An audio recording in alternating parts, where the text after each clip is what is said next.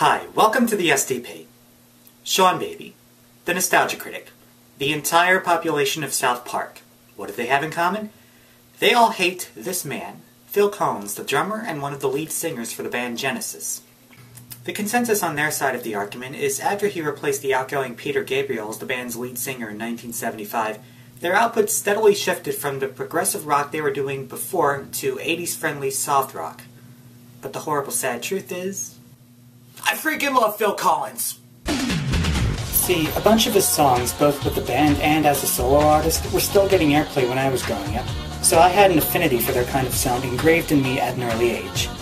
So even though I recognize the shift in style caused by the switch from Peter to Phil as the band's frontman and driving creative force, I never admit that that was a bad thing. Then again, I admit I have yet to get into the band's Gabriel-era records, so I reserve the right to adjust my opinion once I do, although I'll still love the songs Phil made. There's not much like him out there. Phil Collins first left the band in 1996, putting its remaining two members on hiatus until a year later when they recruited lead singer Ray Wilson and two session drummers to record a new album, Calling All Stations, in 1997. Wilson, originally from Scottish grunge bands Guaranteed Fine and Stiltskin, bears a positive resemblance to Gavin Rossdale from Bush. Not that one. No, not even close. Some say the reason for people's declining interest in Genesis, especially in America, was the band's apparent refusal to adapt to grunge and alternative rock in some way or another. They worked this style into Calling All Stations, but it was too late to save the band. After this album's disappointing sales, they cancelled the American leg of their 97-98 tour, and eventually broke up for good. But is it worth exploring?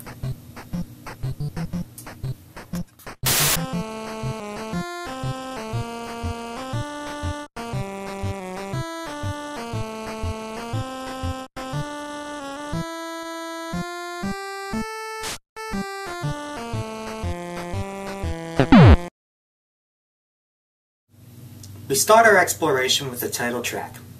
The guitar riff which opens this track sets the tone for not only the rest of the song, but also the album as a whole.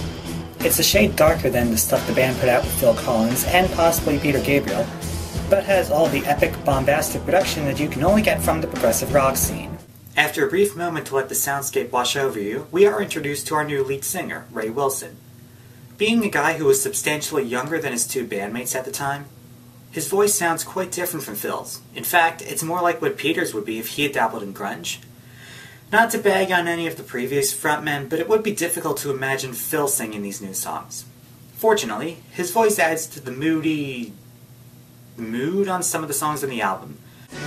This title track showcases the best potential for Ray's vocals, as they range from a growling, desperate intro to a passionate, heartfelt climax, twice in the same song. We get an instrumental break midway to remind us that not everything about Genesis has changed. Despite its 5:43 runtime, it stays just long enough to build on the emotions present in the rest of the song before moving along with the next verse. It's one of the best songs of the album, but it's a pity it wasn't made as a single. Call it wishful thinking on my part, but it could have saved this album's chances in America. 5 stars. Track 2, Congo. To give you an idea as to how much of a flop the album was, this was the only song that got its own music video. You'd be forgiven for thinking this song is similar to the last one. After all, they share the same key signature change from major to minor. But as the title suggests, there is an African edge to it, mostly in the form of tribal-esque instrumentation layered onto some segments. I suppose I should take this opportunity to discuss the two session drummers the band recruited for recording this album and for the following tour. With the position vacated by Phil Collins, they got two guys, Nick DeVirgilio and Nirdzidyahu, as temporary replacements. But believe me, with them around you may not even miss Phil. They still do the same echoing drum fills you know and love. Also, the line in the chorus that gets repeated is, "Send me to the Congo." But what does that mean? Taken literally, he could mean the Republic of Congo. Or, the same year the album came out, Zaire changed its government and became the Democratic Republic of the Congo, complicating matters further. Other than that, I've got nothing. 5 stars. Track 3, Shipwrecked. Again, depending on how cynical you're feeling at the moment, this track may bear more than a little resemblance to Calling All Stations, except lyrically rather than musically this time around. The singer's persona feels shipwrecked or lost from the desertion of a lover or loved one, and nigh unable to know where to go from there. Well, if that's just Ray speaking from experience, I don't blame him. The more orchestra-driven music accentuates this feeling of emptiness. 4 stars. Track 4, Alien Afternoon. This is where the album shifts into high gear, especially if you've fallen off the Genesis bandwagon during Phil's reign. It starts off with the music, which sounds like a bunch of extraterrestrials took over a Caribbean band. The story presented by the lyrics starts off with the singer's persona waking up to a mundane, everyday day, only for things to take a turn for the weird as all matter of unnatural phenomena take place around him. In other words, it's sort of like the beginning of The Hitchhiker's Guide to the Galaxy, and anyone who can channel that kind of insanity gets props in my book. So anyway, as these things may only be happening in the central figure's mind, he expresses a need to take a vacation before he goes insane, unless he already has. For anyone who listens to the preceding tracks and thinks this album will go down the further pop rock road perfected by Collins, this one will come at you like, whoa! 5 stars. Track 5, Not About Us. At first listen, this wasn't one of the more memorable tracks I found on this album. But given the acoustic guitar backing on most of this track, and the reconciliatory nature of the lyrics, this could have worked as a Britpop ballad. In fact, it makes me wonder what would have happened if Wilson's Genesis had pursued that direction further, given the popularity of Oasis and Blur in the time this album was released. On second thought, that's a horrible idea. If America couldn't handle the change we got already, doing this would spell disaster for Genesis and their image among their less understanding fans. 3 stars. Track 6, If That's What You Need. Yet another song that tries to be as epic as the title track. Thing is, they nailed that target during the choruses, but the verses are too soft and unambitious by comparison. Oh well, at least I got the good part stuck in my head. As for the lyrics, there's an interesting dichotomy between the chorus and the verses. In the former, he paints these troubadourian devotions of love, but in the verses, we learn that he's too scared and shy to say them outright. Sounds like the kind of song Scott Pilgrim would write. I'm in Lesbians with you. 4 stars. Track 7, The Dividing Line. You'd be forgiven for thinking this song doesn't have a hook to speak of. After all, the first vocals don't kick in until 2 minutes into the 7-odd minute track. But I've listened to dance remixes, and other songs in this album, as a matter of fact, that are longer than that. Still, the power of the guitar riffs that drive this intro, some of the best drum work on the album, as well as the lyrics, give the song some bite for those who stick around. 5 stars. Track 8, Uncertain Weather. Reminiscent of Alien Afternoon a few tracks back, and that's a plus in my book. This one apparently describes someone whose life was ruined, remembered only by a photograph from better times. Makes you wonder what happened to him. Was he a soldier killed in the literal war? Or did he lose a more personal struggle with drugs, domestic abuse, or what? 5 stars. Track 9, Small Talk.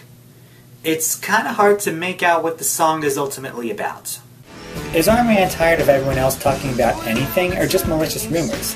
Must be lies, since his girlfriend had done the same, and now he wants her to say anything as long as it's true, and as long as she's not talking back to him. And in the bridge, they overlay a layer of random chatter over the usual instrumentation. You would think this would ruin any seriousness they desired, but they're prog rockers, they're allowed to do this sort of thing. And besides, the chorus, as always, provides the singer with an opportunity to emotionally break loose. 4 stars. Track 10, There Must Be Some Other Way. In the past, I've decried denying that your significant other has left you, ahem, but whoever wrote this song pulled it off tastefully. Our main man may be trying to accept the fact that this girl's out of his life, but he's going to make one last shot at making her take him back. Sure, it's padded with another epic instrumental break midway through, but that's nothing the band hasn't done before.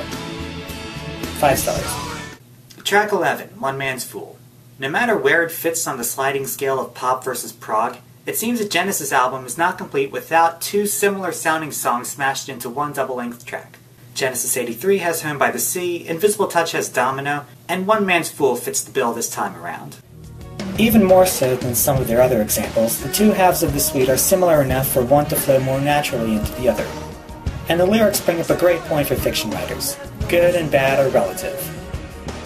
In other words, those whom we regard as the opposing force in any argument we come across, big or small, have the right to believe what they're doing is right. The very words I live by. 5 stars.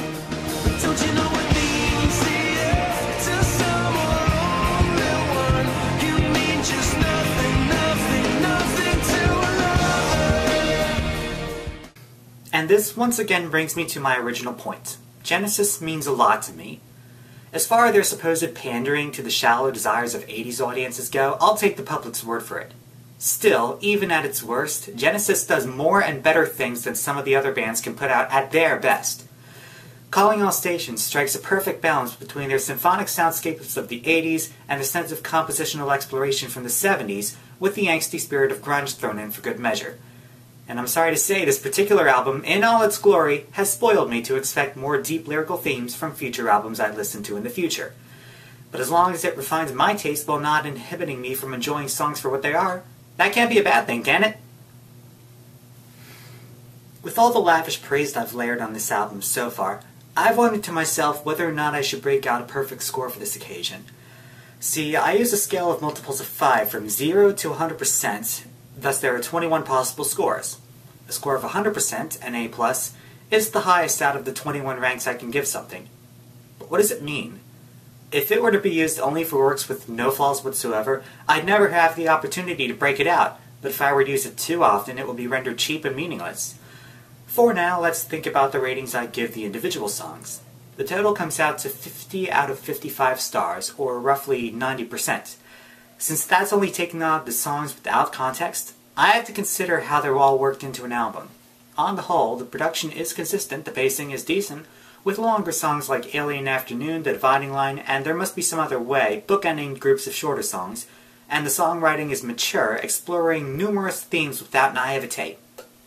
So, all things considered, does Calling All Stations deserve my highest honor? Sure, why not? Calling All Stations wins 100%, an A+. This is Kevin with Ichigo, and you are the Resistance.